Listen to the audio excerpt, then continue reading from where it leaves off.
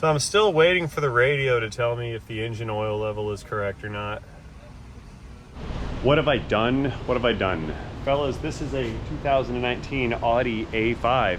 It has a 2-liter turbocharged 4-cylinder engine, and I'm in over my head because this thing is built out of pure alien technology. It's here for some simple maintenances, but those simple maintenances are almost out of my wheelhouse of experience and training. I have no idea if I'm capable of servicing this car. Now, I know there's plenty of things on this that I have no business touching, but there's a few things that I think I can handle, so I'm gonna make my first attempt to work on one of these spaceship vehicles right here. So stay tuned, because this is gonna be a very good learning experience type of video. Opening the hood.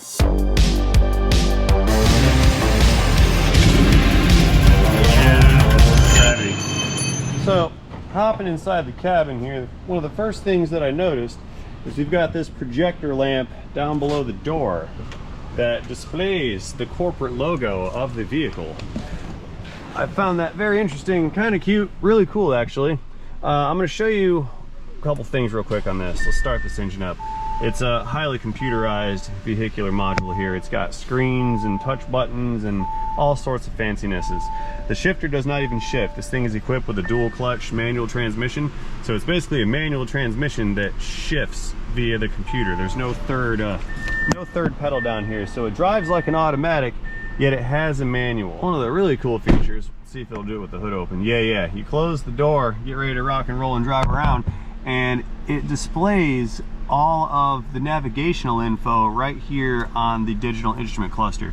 And that's not really a cluster anymore, that's just a giant LCD screen right next to this other giant LCD screen. Cool thing about this car is it even knows that we're not on the road. See that? It's saying that we are driving off-road at this current point in time. Now, I have no idea how to like navigate through these menus on this. Like I said, it's not something we're used to, so I don't even know what the mileage is just yet. I gotta fiddle with a bunch of buttons and things just to see what's on the clock on this particular unit right here. So let's see, we can change the view. So we bring up our gauges and make them big. We can make the gauges small, okay. Scroll through the menu, that zooms our navigational menu. That's actually kind of awesome. The backup button does nothing, and I'm just trying to get vehicle mileage out of this thing. Let's scroll our little mouse wheel here. To operate the radio function, we'll go to the vehicle and see if we have some kind of information. Now that's vehicle ride control, we don't want that. Let's back that up. Vehicle settings, service and checks. We're here for service. Oil level, service intervals. There was a message for oil intervals. We're gonna reset that, I suppose. Do I really want to reset it? Sure do. Oil change interval has been reset. Fantastic, the oil change is now complete. Next oil change is in 10,000 miles or 365 days according to the monitor. That's a little scary. I would turn that down some if I were me. But I still have not found mileage yet. Lighting controls, garage door opener, central locking, interior locking seats, wheels and button, which function, I don't know. Why? It said why. Yeah, no mileage check here. I don't know what the mileage is. 440? No. Here, let's check the oil while we're here. Display oil, 2 minutes. Okay, so we're gonna let this go, and it'll tell us what the engine oil level is. Okay. Must be warm and switched off. Vehicle must be level. All right, turn it off.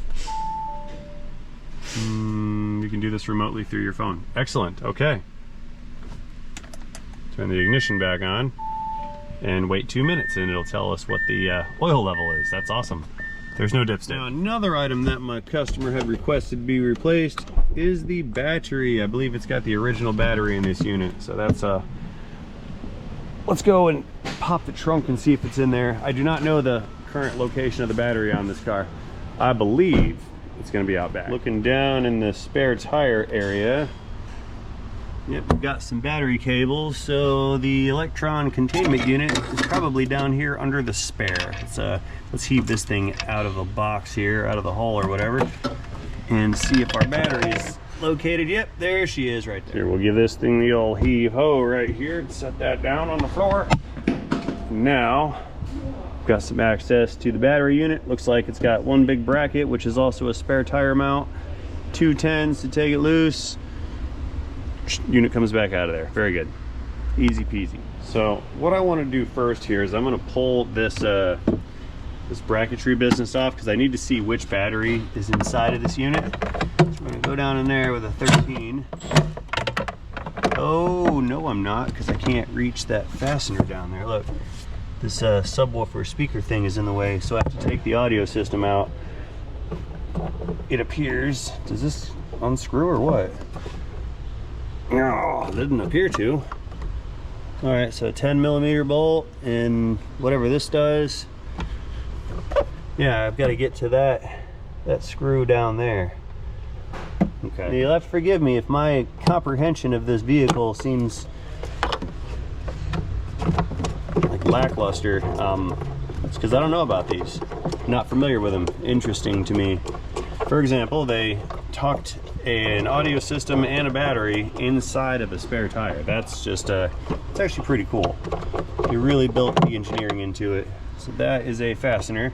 That means I need 2 10s there and there, and this thing should come out. This video is gonna get a little better than just playing around this guy's trunk, but I'm trying to figure out and strategize how the best way I want to go about this thing is going to be, and I also am acclimating myself to what we have here. So I'm really kind of taking it slow because I don't know what I'm doing.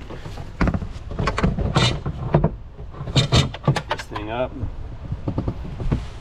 Okay, so now we can get to, oh, there's multiple fasteners here. There's 1, 2, 3, and 4. It wasn't just that one. I was looking at that completely wrong.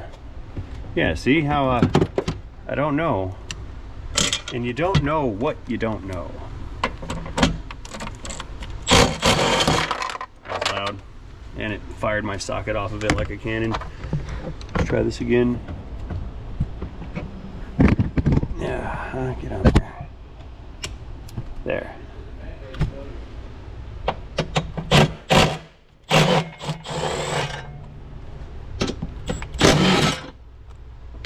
Yeah, the parts store had like 6 listings for this battery. So I have no idea which one it is. So we're just gonna take it off and read the instructions. So it's an AGM, and which one do we have here? It's a Volkswagen Group, a GS. I'll just give them the part number and we'll go with that. Okay. Okay, so I have what I needed to know here on this one. This is enough visual to match this battery up with the correct unit. One thing I did want to point out though is this little hose business right here. Do you guys see this? Do you know what this is? This is a vent. So when the battery is undergoing a charge or a discharge cycle, well, let me back up. What happens when a battery is charging or discharging? It's venting gases. It's venting hydrogen, I believe, and it smells like sulfur. Well, hydrogen is bad. We don't want that in a contained small area locked away with no airflow. So the top section of this battery has this little vent that plugs into it that vents down into atmosphere below. That way you don't end up with a hydrogen buildup inside of your trunk. Because if you guys remember the Hindenburg, the smoke and the flames now.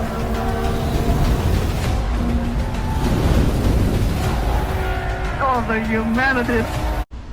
Hydrogen is bad. Okay, that's for the enough of the easy part. Let's move around to the hard part.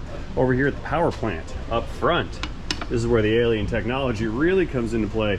One of my guys' complaints had something about an oil leak on the front of the engine right here, and I see oil all over this camshaft magnetic actuator, and there's oil all over this one right here.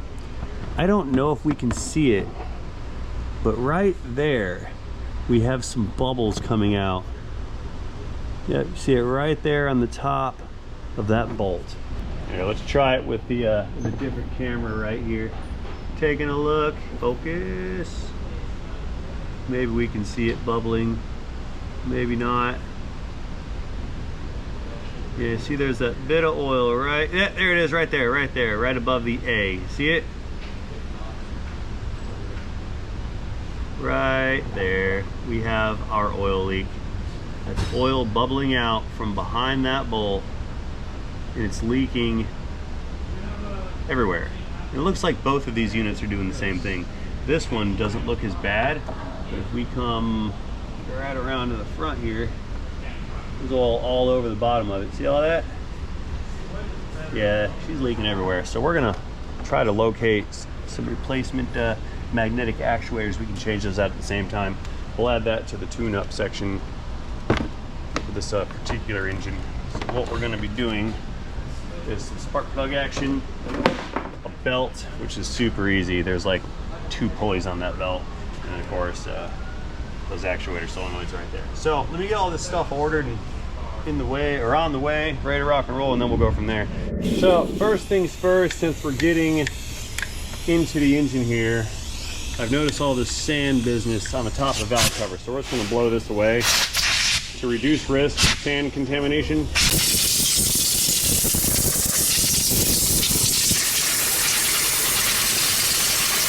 It likes to collect sand.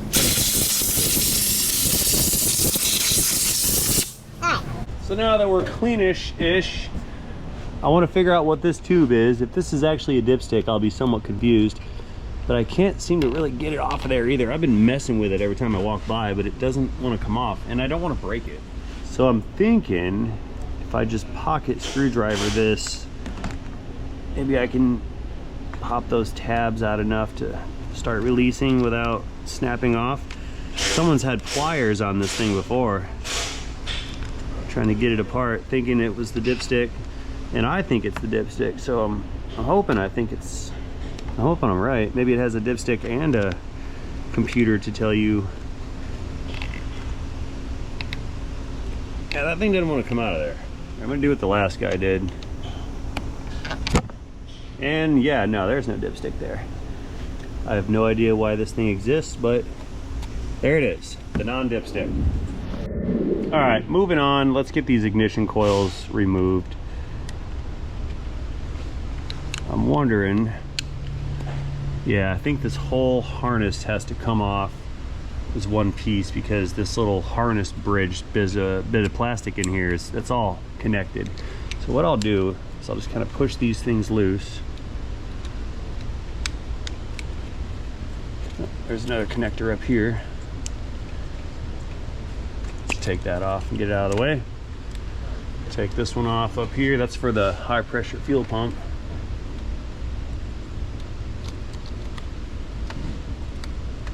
I don't know how to take that connector loose. Yeah, look at this one here. Look at this connector. There's no button thing on the front of it to push.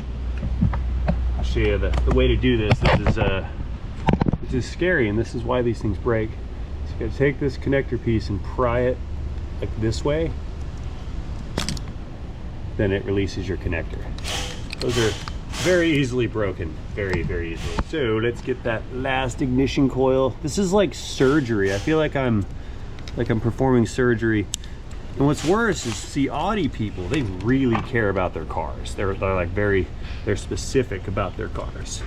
I mean, I know most of us care about our cars too, but Audi guys, they're like a whole nother level. And so one thing wrong, and I find that unacceptable.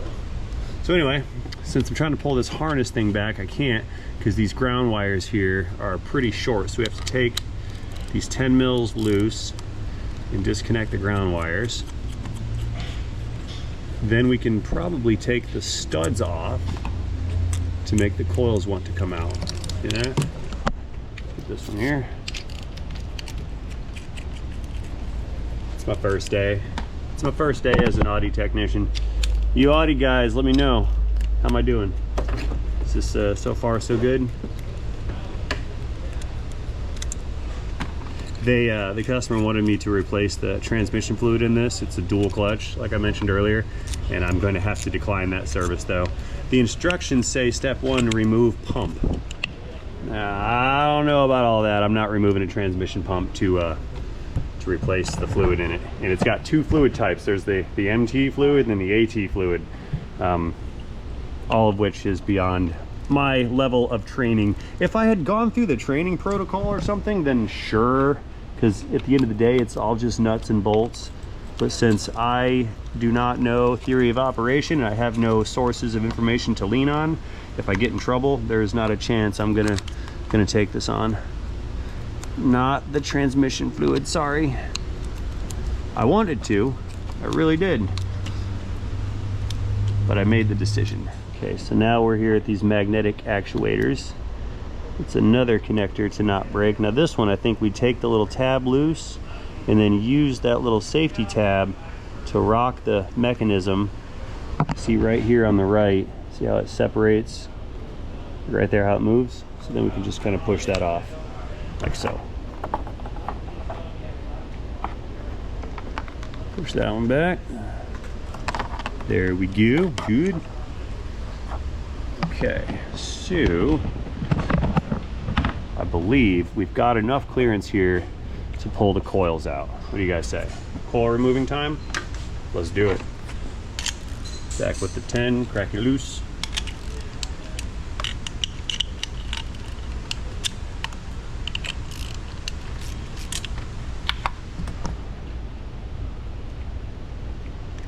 A little gritty.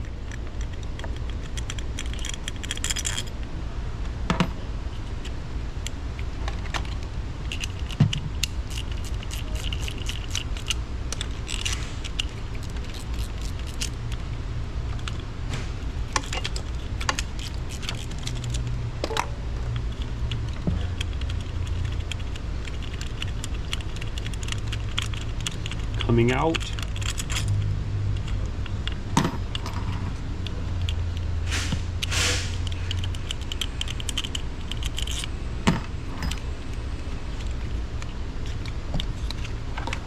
Need more space.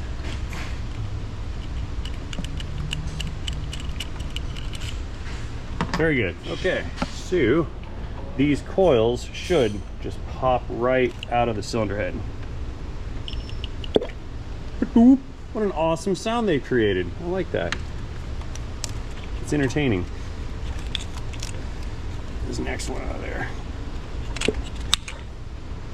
Oh, it made less of a cool sound.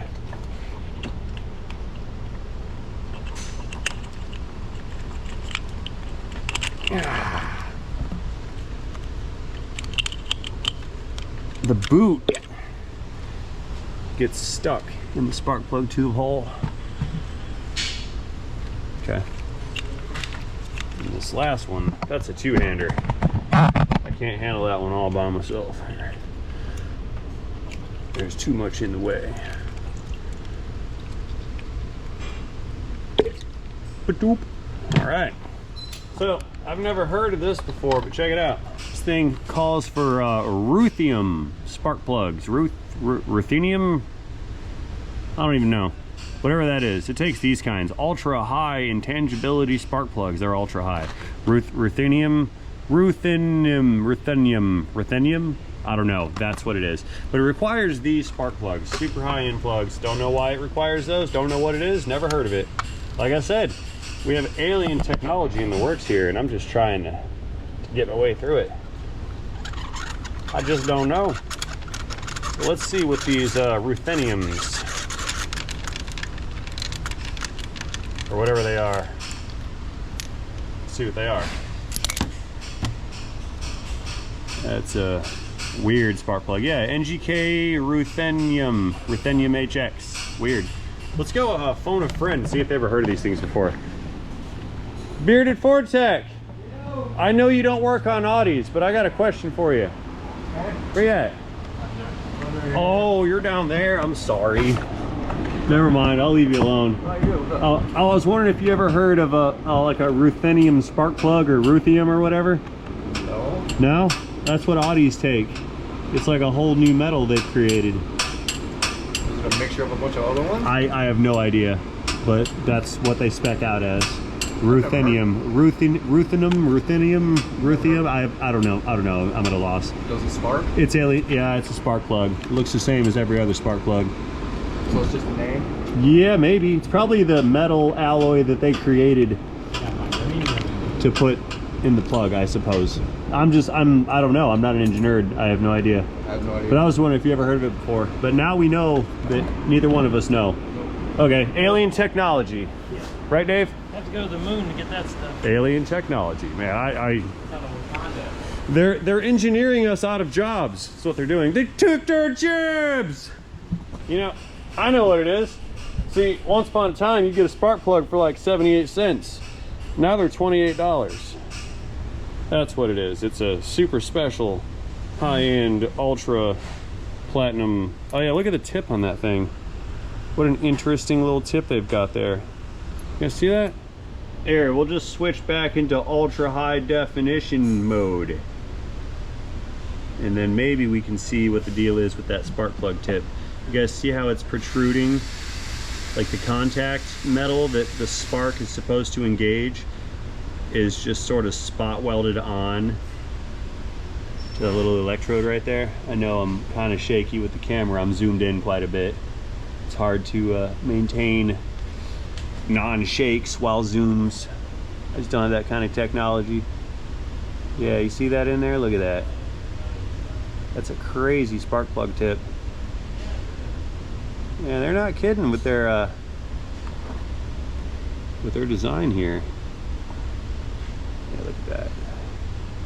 Very interesting, but okay. Well, old ones are coming out, new ones are going in. Clearly you can see there's some wear on these units. I wonder if the gap is any different. Can we see it? I don't think we'll be able to pick up on the gap. Not on a camera. Yeah, you see the shape of that anode and that electrode. And then this one over here clearly has some visible wear. Oh, fair enough, okay. So we have 1 down, 3 to go. Let's spin the rest of these units on out of here.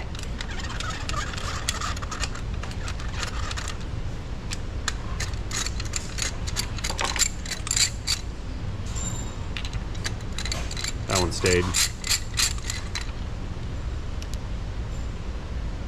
And the business end over here is different than a normal spark plug.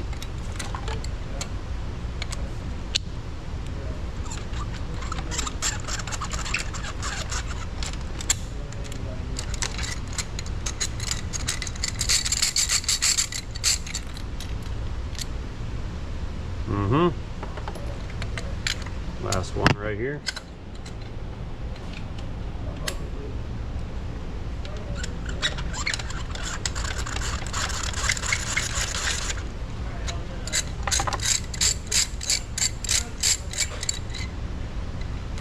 Now, since these are not copper core spark plugs, there will be no gap checking in these. If the protocol for the iridiums and the platinums is the same as the rutheniums or whatever, then we do not insert a gapping tool in there even to check the gap, because the contact between the ultra precious metal and the tool can cause some damage to the plug, and we don't want to do that. So we're not even going to check what the gap is, because they all come pre-gapped, and that's a major deal with a high-end spark plug, so there's no need to check it. Not going to do it. We'll just damage the plug.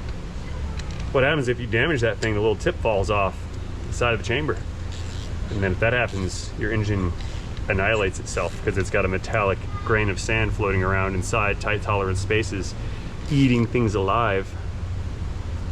And click.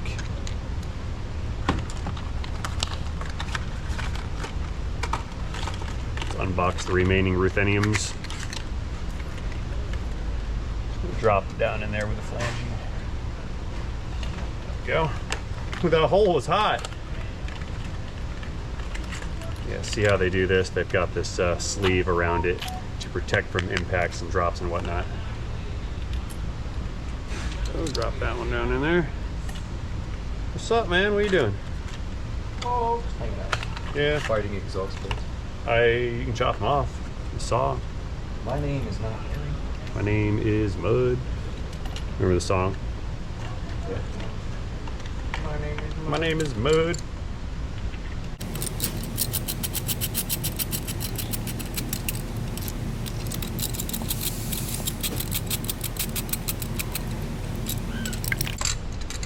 What was that? So somebody went, woo! I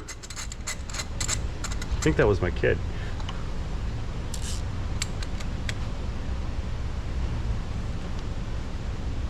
I think we set the chair too long, because now my arms are like Are you broke? Oh yeah. You got ape hanger arms.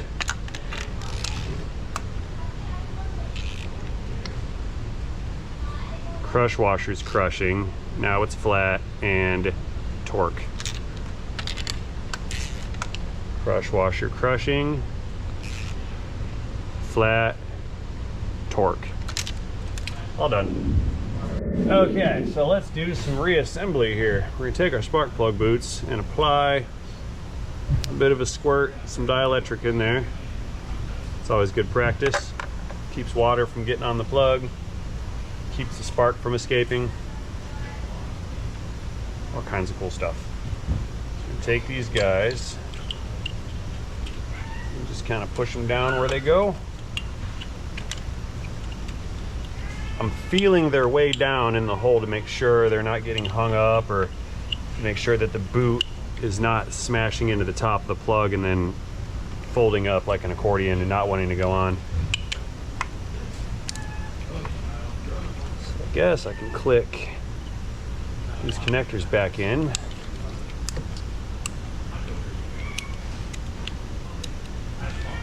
Is that a stray cat in the shop? Hey, someone let the dogs out. There's a cat in here. Let the dogs out so it gets that cat. There's a cat in here somewhere. Yeah, they're in it. My daughter's playing a cat. She's a cat today. She's running around meowing. Cute little creatures. So here, I know I took those off by hand, but I'm feeling a little bit more confident now, so we can spin them down with this guy. Speed up the process, and then I will apply manual clicks. Good. Good. Thrice good. Finalized good. Ground wires are next. I bet those are easy to forget. With the nuts. These remind me of glow plug wires on a diesel.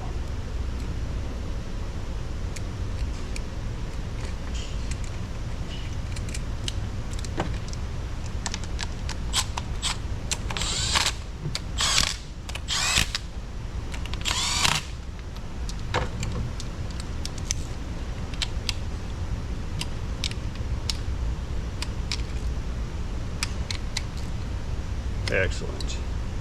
So, let's plug a few things back in. High pressure fuel pump over here. Snap that on. This guy goes right there to secure the wire. This connector went here into this connector. Yep. That's secured, very good. So now, let's pull these little actuator phaser magnet deals on out of there. Looks like we have like 3 Torx 40, Torx 30 bolts, T30s, excuse me. Just gonna take these guys out, then this magnet actuator business should just pop right on out of there. Feels a little gritty. I wonder if there's a bunch of thread lock in there.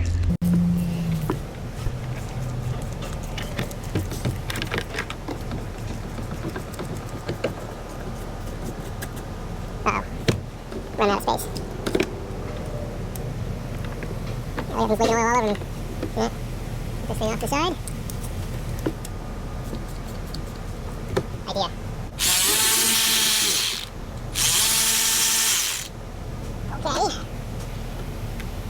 Okay. Ew. I didn't want to do that. I didn't want to do that. All right, well, let's get this other one out if I can get the tool in there, which that one's not going to fit. So one of them comes out in manual mode. The other 3, too, I can get out. Ooh, that's not going to fit very well either. Tight squeeze on that tool down there, fellas. That's super tight. Might have to get out the low profile ones to get this last one. We'll see. I might fish it out. So I was looking at this gasket and I was noticing the oil, like we saw earlier, leaking out through the bolt hole. So that tells me that it's not the gasket failing. It could be this little O-ring inside of here that caused it to leak. I was going to evaluate the integrity of the plastic of the piece that I just dropped on the floor. And since it's on the skid shield under the car and I can't reach it from up here, I'll have to get that later.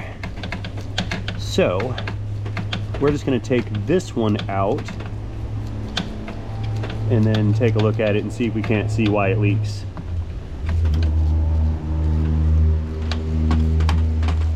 The why is important. When we do things and we don't know why, then we are behaving brainlessly. That's never good. You gotta know why.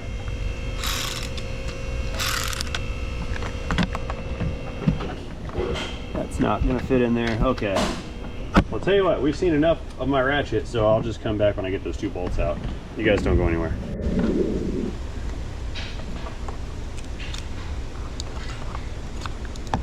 No, I almost dropped that one. See that? They're heavier than they look. Come up here, come back. This is hot. Yeah, so that thing, the other one was leaking out of the bolt hole. So somehow, some way, might be this outer seal doing it. That thing was loading up full of oil. Yeah, they're leaking out through the bolt holes. Hot. Alrighty, so I have the replacement magnet actuator unit right here, and it looks like this does not come with any kind of gasket. So I'm going back to the parts store to get that inner O-ring and this outer seal business right here. So I'm on hold for that for now. So I guess I'm gonna pull the belt out of this next because they did want to have the belt replaced. Like I said earlier, it's super easy on this one. It's got one tensioner, one alternator, and one AC compressor. So all we need to do is just slack that off just a wee little bit. We're gonna pop this belt off the compressor and not let this wrench run into that solenoid right there. That'll break the connector off. It's always a bad time when you break off connectors. This whole video has been about breaking connectors, or not breaking them rather. Oh, that's tight. That tensioner doesn't give you any room to work with. Ah, no wonder the belt's failing. They got it on backwards. The letters are pointing the wrong way. I like them that way. So anyway, this belt is actually not in horrible shape. A little bit of micro cracking going on in there. It's cheap enough. I don't see a reason why not to change it. Throw that over there. Wait for the new one to show up. I guess maybe I can start the oil change now. Run out of stuff to do, so let's pull this canister filter off of here. Now, what we do not do is use something like this. I mean, granted that one doesn't fit, but you don't use these style oil filter tools on plastic oil filter housings. That's no good, because it's just gonna dig in and break it. You might be able to get away with like a crescent wrench, but a lot of times these things get put on here so tight that the wrench will slip and then kind of break it. So we're non-crescent wrenching this one. Now, this is a manual tool kind of video, isn't it? Actual wrenches. So we're gonna pull this cap off and let all the oil drain back to the crankcase.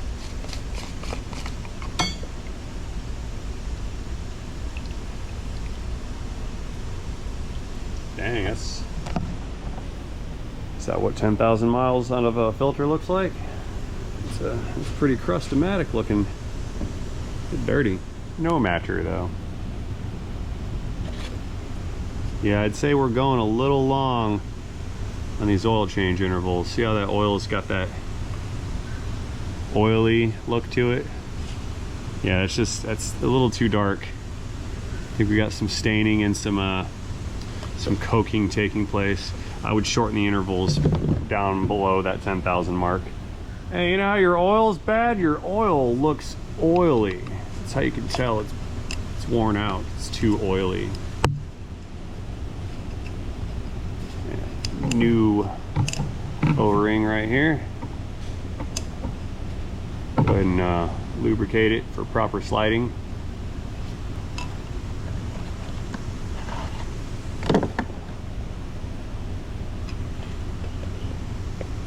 like so. And then we'll just take it, plug it back in, and that's good to go on the oil filter. Now, some of these, I understood you can, or understand you can suction the oil out from the top side without having to take the belly pan loose. And in my experience, I have found that there's usually like a stem pipe, a little tube right here hanging out under the oil cap, and that little tube is where you connect your machine to just to suction out your engine oil. This one doesn't have that unless this is the thing that you suction it out at. So I'm gonna go back to this and try it just to see. A couple of reasons. One, I can rage bait the people that say you have to pull the drain plug. And they're gonna tell me I'm wrong, even though Audi built that into it. And then number two, it'll be easier for me to operate because I won't have to take the whole belly pan loose just to get a drain plug out. If I can do it the easy way, I'll do it the easy way. You guys know it's bad when I'm looking on AllData on how to change the oil. I'm not kidding. Like I'm really looking at how to do it here. Refrigerant oil, no. Engine oil draining, engine oil extracting. That's what we want. Extraction. Ooh, look, it has use of a special extraction tool. I have one of those thanks to Aaron at Power Stroke Tech Talk with A-Rod. Not sponsored, but he bought me one of those. Let's see, pull the dipstick or oil plug out of the guide tube. Guide the extraction device extraction probe into the guide tube. Use flexible extraction probe with largest possible diameter and guide it in without using great force. That's how you do that. You don't use great force. So we're gonna use that thing. We're gonna guide the tube into the lubricated hole using gentle force, and then we're gonna use that thing to suction it right on out. The suck zone.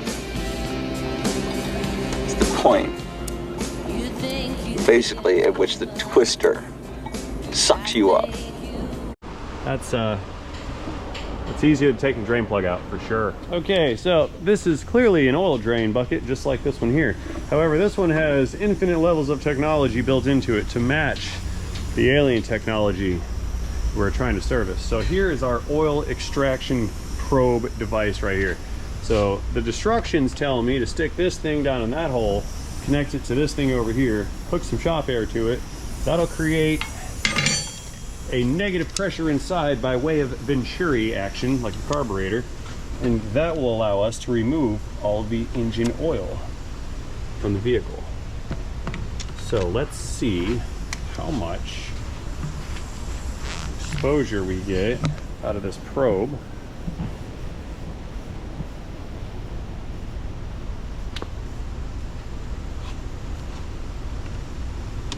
So that's kind of all the way downish. Yep, there's plenty of oil exposure on that bad boy. Perfect. So we stick that thing in. We'll take our business end over here. That's our suctioner. We'll plug you into your tube device. Like so. Valve is off. Throw the machine on the floor. Okay, we need to close that one and then put air pressure to it.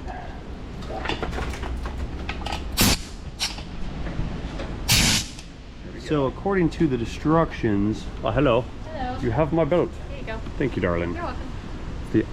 The Audi belt. How's your day going? Good. You good? Good. You look kind of wound up today. A little bit. Lot of stuff. It's a Monday. Having a Monday. Yeah. Having a Monday. Yeah. A lot of things going on. Nobody likes Mondays. They're not fun. Today's not a fun Monday. It's a work Monday. It is a very busy Monday. All right, well, I won't keep you. Thank you. Enjoy your day. I hope you feel better. Thank you. I really do. I do need I need a breather. I think I'm gonna leave soon. Oh, okay. All right, see you later. Okay. You can leave the kids here. I'll take them home. Well, I got to put them in the back of the truck, though. our oldest would like to stay. She can stay. Okay. Yeah. I'll bring the other two home. All right, that's fine. All right. Mint. All right, see you later. Bye. Bye. Anyway, what were we doing? Having personal conversation. So, if we're going to evacuate, we have valves 1 through 5. Valve number 1, closed. That's what it says. So we're going to close that one. 90 degrees to the direction of flow is how you tell if a valve is open or closed. So this one is 90 degrees, therefore it's closed. That's in line with it, 180 or whatever. That's how you know it's open. So this one stays closed because if we send air past here and that's open, it could actually pressurize the air and the fluid and then reverse flow it out through the top and you have an oil volcano. That's bad. Valve number 2, that's going to be this guy up here on top at the gauge. That one goes open, so we're going to open you at the gauge right there. Valve number 3 is the bypass valve to the pressure relief valve over there. I don't think we need to do anything with that except for open that like so. That's valve 3 remains, oh, closed. Hang on, valve 3 gets closed. Okay. Valve 4 is going to be open. Valve 4 is this one. So when we open this guy up, that's what's going to send us our fluid. And then valve 5 remains in the closed position.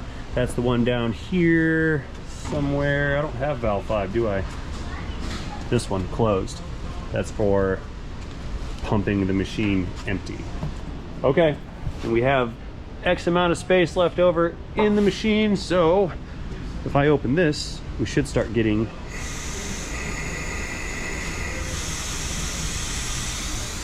evacuation, right? We got a Venturi going here. Let's open up our last one. And here comes our engine oil. Suctioning. Excellent, beautiful suctioning. All right, so we're gonna leave that alone until it's done suctioning oil out of it. There's our actual gauge, look. So right now we're at what, 22 quarts in there. Cool. All right, well, we'll let this thing go for a minute and then we can install our new engine oil.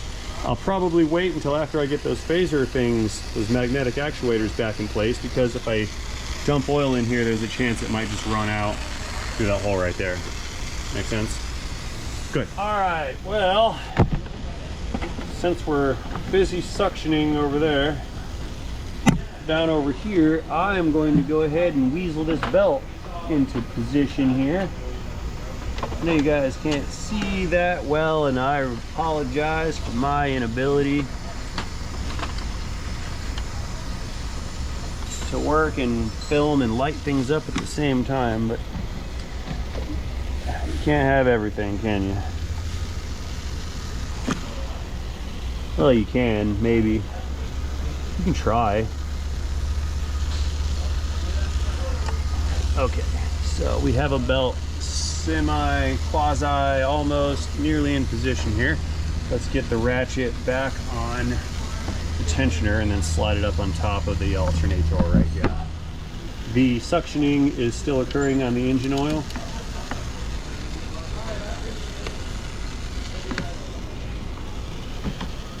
There we go.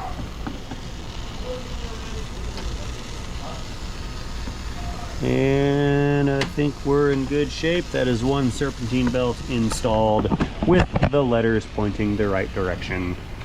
So let's move on to that battery. I've got a new battery around here somewhere. Over here in the cabin, I guess it turned off. It's supposed to be a battery maintainer. I got it the other day. I have no idea how to use it. What it's supposed to do is offer a little bit of power output. There we go.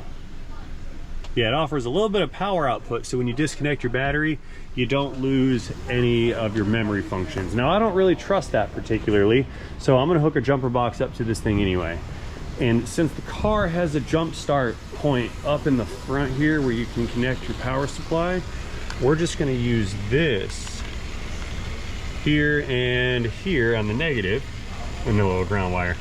I'll put a jumper box here, and that'll keep the power supply, or the power, it'll keep the vehicle energized so it can't lose any of its memory, in theory.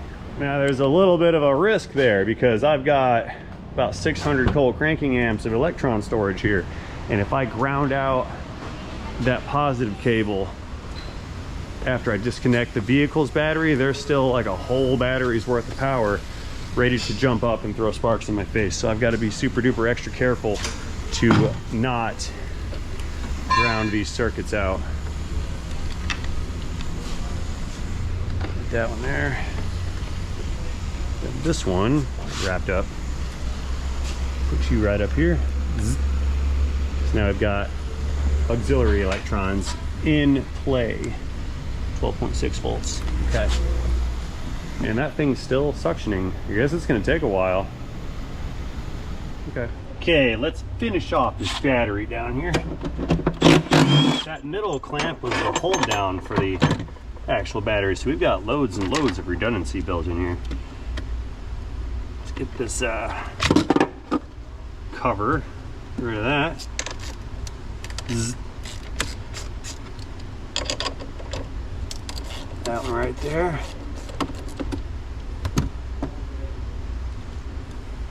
It's our negative side. This is our dangerous side, this positive one right over here. Pull that battery up and out. There she goes. You stay right there. Pulling this one away. Here comes our new one. It's die-hard AGM H7 battery.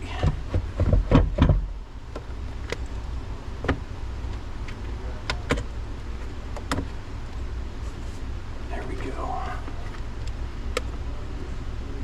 Okay. Now, theoretically, we should not have lost any power or memory out of this. That's good.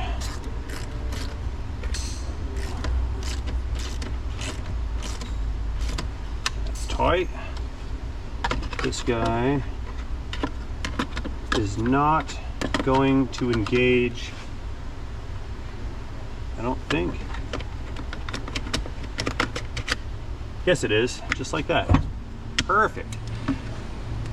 And our plug for the vent goes in right there. Now there's another vent hole on the other side. You got to take your plug out of the old battery. Some batteries will give you a new plug. That plug's got to be transferred into the other battery. Otherwise, when this battery does vent, all that it will do is vent out of here and not through the tube like it's supposed to. That's not what we want.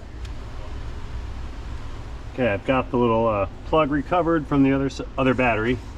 Take that guy and just kind of stick it in, push that in all the way, and that is one successful battery install minus the accoutrement that accompanied it. And that pretty much exhausts my capabilities to parler en français.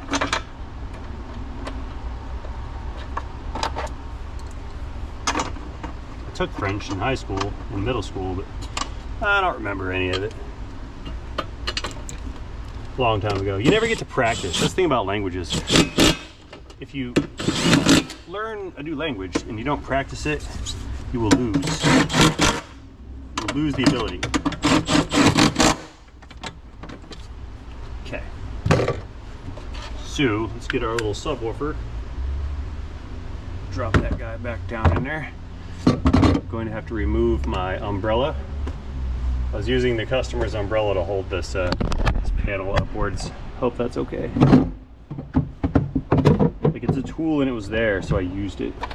Let's plug into the woofer. We got our little dial thing here, or handle, knob. You can't see the knob there. Now you can see the knob. There it is. The endless threaded knob. There we go. Then the two 10s. One in the front here on the left, and the other over yonder on the right. Let's make them tight, and I think we're good here. Great way to forget a tool, isn't it? Oh no! Why'd you do that? It went under the... Okay, so these have like a locking collar on them. See that? And apparently I don't lock them very well because my sockets keep flying off. That's fun. Cut. Redo.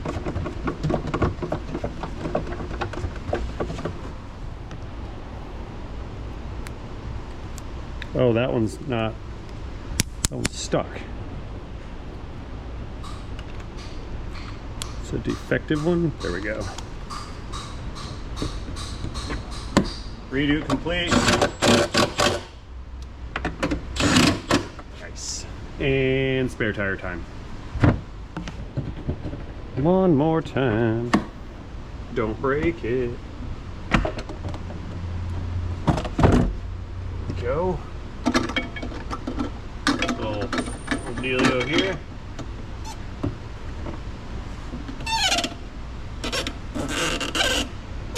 That's accurate. Good to go. And then we can place the items back in the trunk storage area. Voila. All right, battery replacement complete. All right, coming around to the front of the vehicle here. We're still suctioning out some of that oily looking oil. It's still pulling through. I think we're about done. Let's see. We started off down there at 22, which is about 5.5 quarts. 1, 2, 3, 4 quarts. I don't know if this thing's finished or not. It's supposed to have more than 4 quarts in it. Okay, well, I'll tell you what. Since I'm undecided, and this appears to no longer have oil flowing through it, I think what I'm going to do is we're probably just going to pull that drain plug anyway, just to make sure. That way we can put the controversial matter to rest. Does the suction indeed suction out all the oil, or does it not? Before we do that, though, we'll keep letting this do its deal, because I have some O-rings and some gaskets for this little leak thing that we have going on up front. You see, after I had realized that those little actuator things did not come with the seals, I went ahead and ordered the seal. And if we look at this unit right here, you can see how it's got that groove inside of it. That seal can only be replaced when this timing cover is removed. So I got a couple choices here. Do something that I really don't know how to do, or do it halfway. And I'm contemplating halfway, because I don't know how involved this timing cover is right here, to tell you the truth. This could be not possible given my skill level. So let's do this. The oil is no longer functioning, or no longer flowing. So let's go ahead and shut it down. Let that compressor turn off, and we can get all this rigmarole out of the way here. Let's just extract the extraction hose. Now, according to the gauge on the tank, we didn't take out but maybe like 4 quarts. But I believe spec is 8. All right, I'm gonna give it a stab on this cover. I don't think it's a full size timing cover. I think it's like a partial. So what I wanna do is see if I can't get this dipstick tube thing to come off of here. And then if I can get this to come off, I might be able, I think, to sneak this cover out of here, I think. Looks like. Okay, we have a coolant line that's bolting to that oil tube. It's in the way. Let's try to take that off.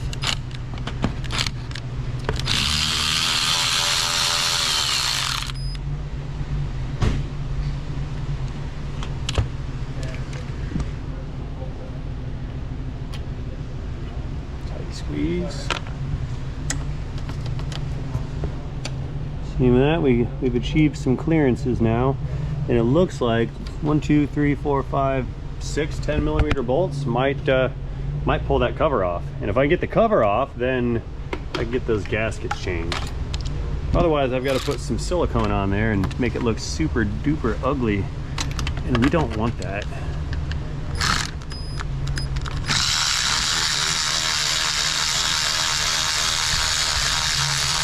This battery's dead.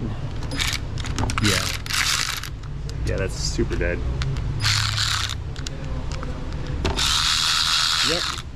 Tactical reload. We drop it, rack it, tap it. Let's ride.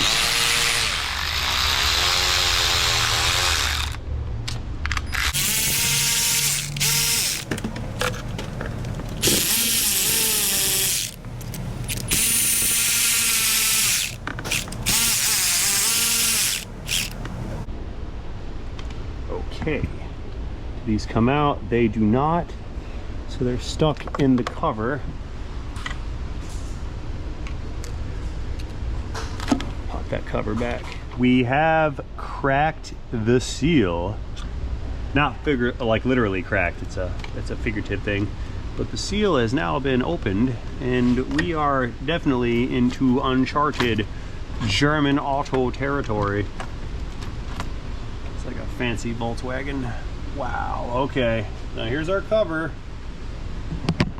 There's the timing chains, cam actuators, all that stuff.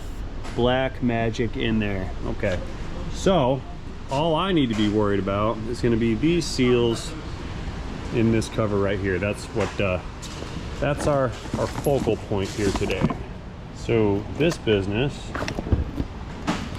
looks like what we have to do is just collapse the seal in on itself, I suppose.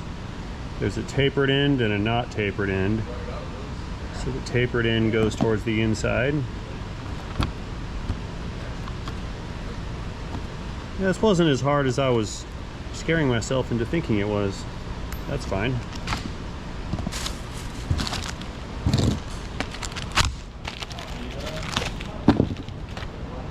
See the taper?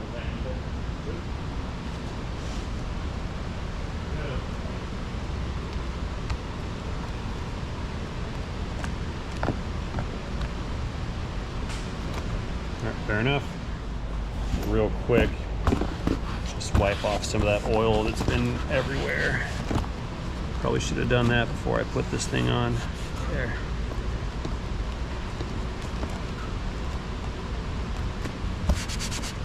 I'm gonna brake clean this off later on anyway, but might as well get the bulk of it removed while we're here. Then this seal in here, I see no problem with it. I'm reusing it because I don't have another one.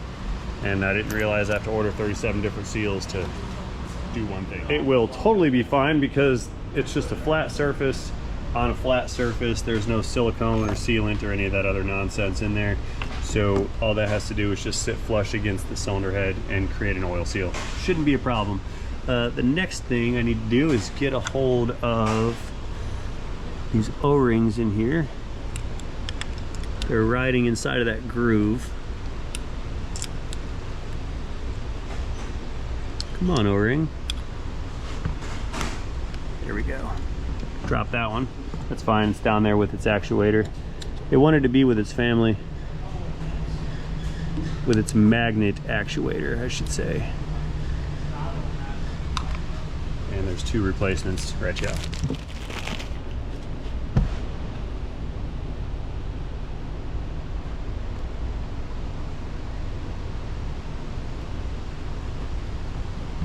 Get some oil on it so the thing doesn't cut it on the way in or fold it or roll it or make it fall out of its groove.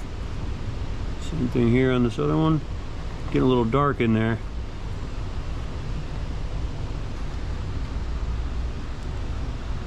There we go. That one's in. Very good. So I think that's about right. I've got the 2 gaskets in the timing cover. Yes, I could have done a better job by replacing this timing cover or finding a gasket for said timing cover, but I was not aware that that was a requirement, so we skipped that step. It'll be fine.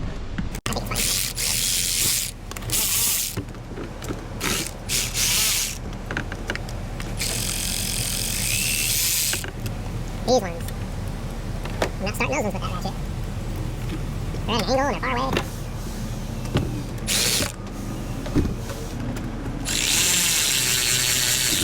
Finish them off with a wrench.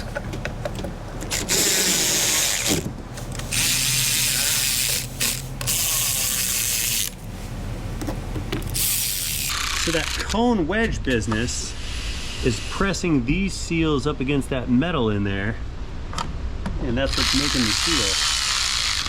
That's weird. Very weird. Okay, let's make the bolts torqued to spec. Click. That one.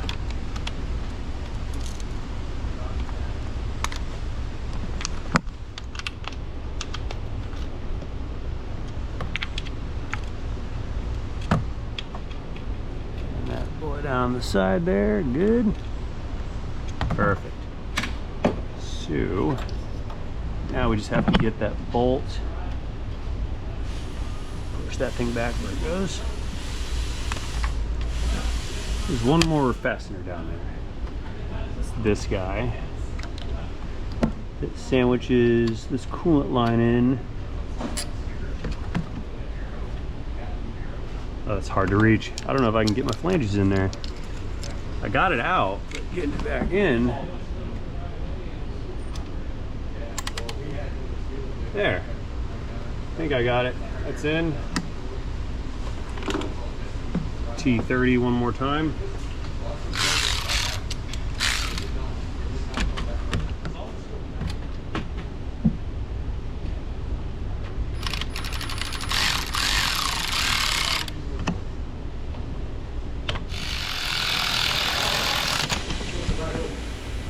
Fixed.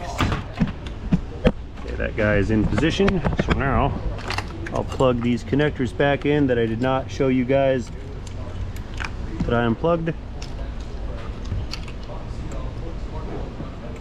There's one. That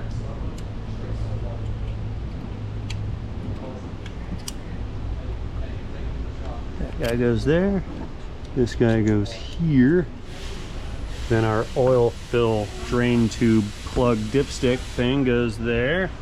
So now I'm good to go ahead and throw these new actuator dealios back in. Cool. Yeah, the way this works is this circuit's energized and it pushes that little guy out, pushes that little guy in, and I believe that's the energizer, or the circuit actuator, the magnetic actuator for the cam valve adjustment. That's how that works. There's one. This is the hardest one of all 6 of these front bolts, and then they get easier as we go. That was tight, feels good. Do you know these are probably one-time use only bolts, according to the Volkswagen Audi group? They like to do that with fasteners. You only get to use them once. And that's also an afterthought that's occurring to me right now, is they would have specified these as a once only type of fastener. But I think they're fine. We're gonna reuse them anyway. They do that for liability purposes. It's especially popular on like suspension and steering components. If you take the bolt out, you gotta put a new one in. It's just the rules. I didn't write them. I'm just here to break them. Okay, one down, one to go. The easy one next. Okay, next unit. Slide that thing in the inside O-ring. Give it a turn to line it up some. There we go.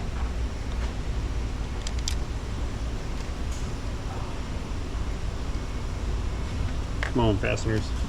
We're in the home stretch, boys. It's feeling good.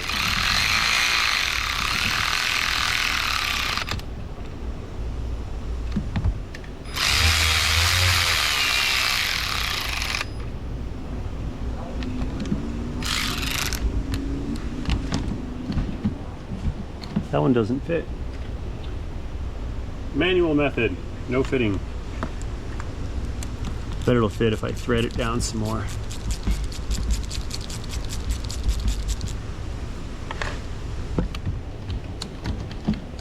Or not.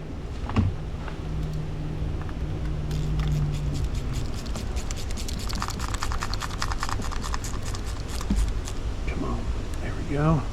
Clickage. There's oil on the connector too, see that?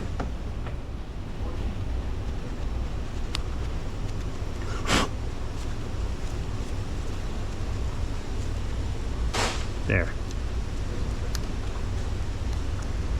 Beautiful. Okay, so let's get some momentum going again. Let me get my tools cleared out of here.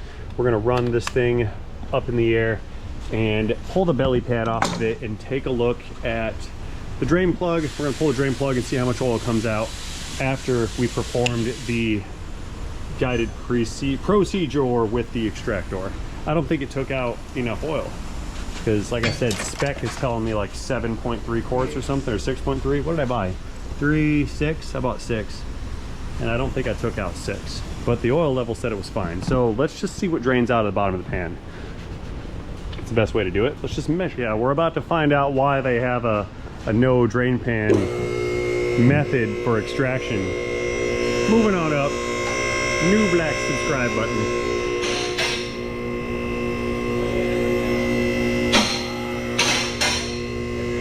You guys hear that clickety click? The comments have told me that I need to get this lift synchronized, and no, I do not. You see how there's 4 distinct lock engagement sounds? That's how I know that all 4 locks are in position and ready to lock. It's supposed to do that. That's a design feature, not an installation error. What do you think about that? The clicks, design feature or installation error? You're bleeding. Yeah, it's my smiley face. Why did you do that? My smiley face. Why did you do that? It happens. It does. Yeah. It's a design feature. It's supposed to do that. Yeah. So you know when you're on the lock. Exactly. Look at me. He's like a drunk smiley face. That's scary. Poor guy. He got hurt. What'd you do? Alternating brake. I'm sorry. Yeah, and there's our belly pan with a transmission somewhere, and there's a drain plug in there somewhere. Let's see if we can't see. I think the oil pan is here, or no, here. We just gotta take all this stuff off of here. Wait till you guys get a load of this one. So I'm glad we took that belly pan off. There's the little actuator thing that I dropped earlier. That guy, we don't need that anymore. Let's throw that over here. There's the belly pan, and I see why they hermetically seal the bottoms of these engines. That little leak up top right there has been running oil down this thing forever and ever and ever and ever. Or there's multiple leaks. So since the pan is now off, we're gonna do a couple things here. Number one, we're gonna get this plastic drain plug out. We can see how much oil comes out of there. And then number two, I have an opportunity to clean all this thing off and get this nasty business removed. That way. Oh, how about that? Yeah, we're gonna remove all that. All right, the pan stuff being removed, I got distracted by how much oil didn't come out. We can clean and remove the engine oil from the bottom of the car in front of the engine. That's what I was trying to say. Words are hard today. So that's our drain plug. That's why we don't need to use it, because we can just vacuum that business out of there and we're good to go. That's probably a one-time use only plug, so now I have to replace it because Volkswagen, yeah. So now that we know that the fluid thing extracts all of it, let's go ahead and get some brake clean out and clean all this business away. Begin cleaning procedure now. Make it nice and shiny. Top down shininess right here.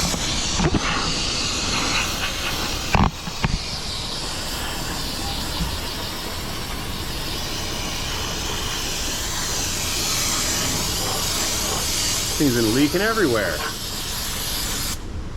They come that way.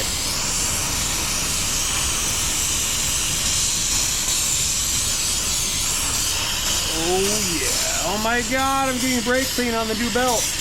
It's okay. There's a bunch of oil on those control arm bushings there. And on the sway bar bushings. Oh no! You're running out! Cassidy, another! That was a big fail. It wasn't supposed to go that way. Can I move your truck? Can you move I don't know, can you move it? I mean, that's a lot of truck, man. Are you afraid of it? No, no. You sure? Yeah, you can move it. Hey, I tell you what, we just nose it in, right in that stall you're standing in. Don't wreck it.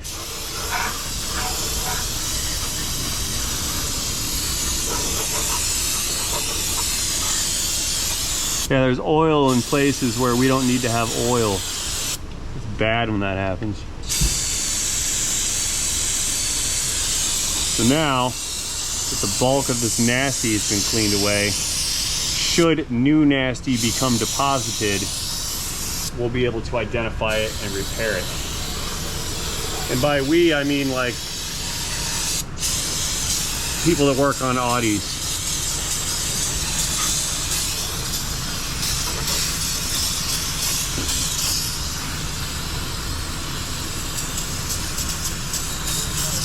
Should be good.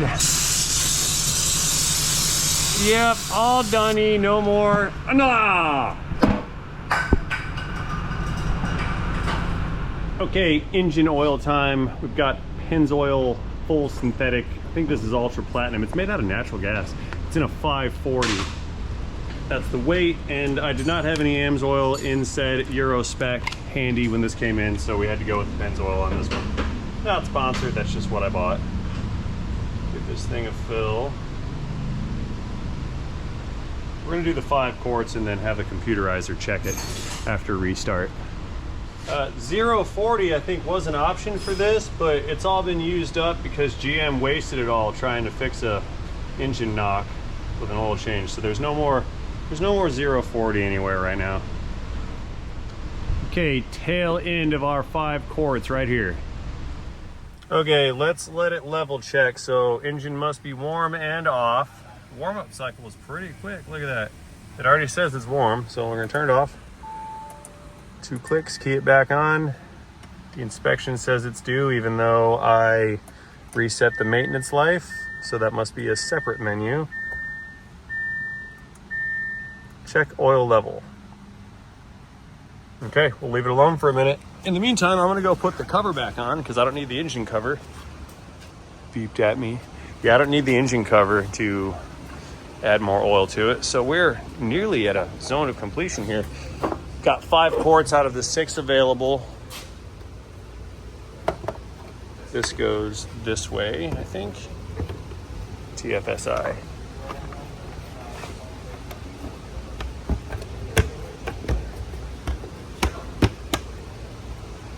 Mint. 15 minutes later, it wants me to add oil immediately. There's not enough oil in it. Got it.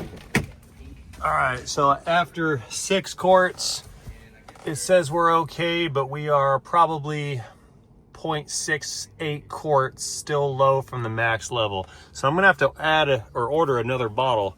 And since it's 5:30 o'clock, I don't have another bottle. I'm gonna go ahead and power this unit down. Inspection due. And that's gonna be a wrap for this one. I told the car we got out. Need more oil. My informational sources were incorrect on the oil quantity. Therefore, at this current point in time, I have nothing more to offer you guys on this vehicle other than a thank you for watching. I'm closing this one out. We're going home. We're all done. Doors are shut. I don't have enough oil, but the services are 99.2% complete. So that being said, as always, I'd like to thank you for watching this video. Please let me know what you feel about this vehicle and its operation and repair and my Audi learning curve in the comment section down below. Do not forget to engage the like and subscribe button while you're down there. And more importantly, have yourselves a great day. See you guys later. End of video, end of Audi, end of that, end of transmission.